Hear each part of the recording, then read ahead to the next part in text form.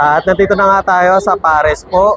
At titikman natin ang pares nila with chicken karage. Ayan. Worth 139 pesos. Una, titikman muna natin ang rice.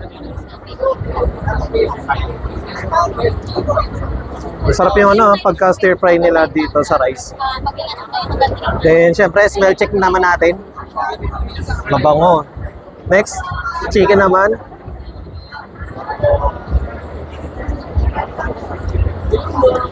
Tender yung chicken niya, guys.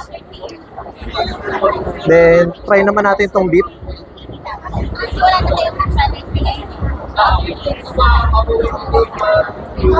Malambot na yung beef niya. Try naman natin yung sabaw.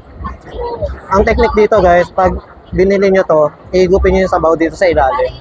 Ito yung straw. Sarap ng sabaw.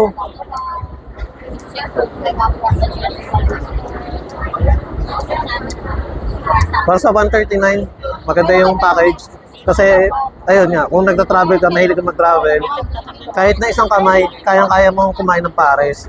Tapos, well-balanced yung meat, tsaka yung rice, tsaka yung sabaw. Perfect na perfect talaga. Kaya overall, ayan, para sa akin, ano siya, 9.5 out of 10. The best. Ayan. Pwedeng pang take out. Kaya try nyo na, guys.